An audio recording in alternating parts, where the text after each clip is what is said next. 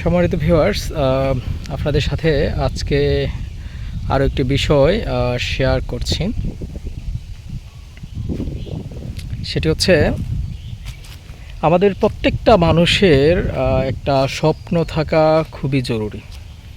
কারণ একটা মানুষ স্বপ্ন নিয়ে বাঁচে। মানুষ যখন একটা স্বপ্ন দেখে, সেই স্বপ্নটা যখন বাস্তবায়ন না হয়, ঠিক ওই সময় যদি সে স্বপ্ন দেখাটা বন্ধ করে দেয়, তাহলে সে মনে করে জীবনটা হচ্ছে অর্থহীন। কিন্তু যখন সে নতুন করে আবার স্বপ্ন দেখা শুরু করে, সে ব্যর্থ হয়েছে একটা স্বপ্ন দেখে বাস্তবায়ন করতে পারেনি, বাট আবার যখন নতুন করে আরেকটি স্বপ্ন দেখা সে শুরু করে, কাজটা শুরু করে, তাহলে সে বুঝতে পারে জীবনের একটা অর্থ আছে, জীবনের একটা মজা, জীবনের একটা বলা যায় একটা তৃপ্তি খুঁজে পায় যে জীবনটা আমার দরকার।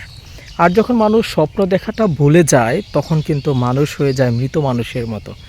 প্রিয় ভাইয়েরা, সেই জায়গা থেকে আমাদের উচিত যে আমাদের প্রত্যেকটা মানুষ স্বপ্ন দেখা দরকার। এটা মুসলিম হিসাবে একটা মানুষের স্বপ্ন হবে দুনিয়া এবং আখেরাত দুই জায়গাতে কিভাবে সফলতা অর্জন করা যায়। উনি যে কাজটাই আমরা করব, সেই কাজটা করার ক্ষেত্রে মাথায় রাখবো সেটাতে থেকে আমার দুনিয়ার কল্যাণ আছে কিনা এবং আখেরাতের কল্যাণ আছে কিনা। যদি দুনিয়া এবং আখেরাত দুই জায়গারই কল্যাণ থাকে, তাহলে ওই কাজটা কিন্তু আমরা করতে পারি, ওই স্বপ্নটা কিন্তু আমরা দেখতে পারি। আর ওই স্বপ্নটা বাস্তবায়নের জন্য যখন আমরা হাঁটবো, তাহলে কিন্তু আমাদের অনেক ভালো লাগবে। তার পাশাপাশি আরেকটা বিষয় আপনাদের সাথে শেয়ার করি, সেটা হচ্ছে একটা মানুষ যখন বিনোদনের সাথে কোনো একটা কাজ করে, তাহলে কিন্তু দেখবেন অনেক ভাল লাগে। কোনো মানুষ যখন একটা কাজ হাতে নিয়েছে, ওই কাজটা বিরক্তির সাথে নিচ্ছে এবং বিনোদনের সাথে কাজটা নিচ্ছে না, তাহলে দেখবেন অনেক আপনার কাছে বিরক্তি লাগছে, কষ্ট লাগছে।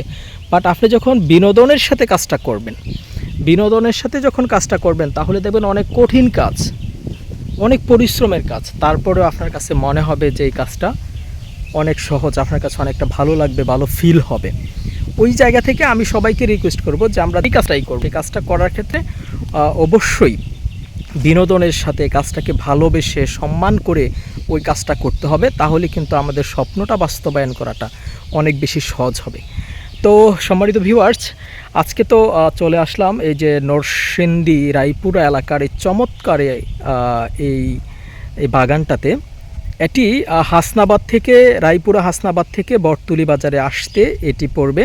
এটার সাথেই রয়েছে একটি কাঠের ব্রিজ, ওই কাঠের ব্রিজের সাথেই কিন্তু এই এলাকাটি। তো আমার বিশ্বাস যে কেউ এখানে আসতে পারেন, কাঠের ব্রিজটা দেখতে পারবেন, অনেক ভালো লাগবে। পাশাপাশি এই যে বাগানটা আপনাদেরকে দেখাচ্ছি, এটা নিঃসন্দেহে আপনাদের কাছে অনেক ভালো লাগবে। যে কেউ আসতে পারেন। সবাইকে সেই দাওয়াত রেখে আজকের মতো এখানেই বিদায় নিচ্ছি। আসসালামু আলাইকুম ওয়া রাহমাতুল্লাহ।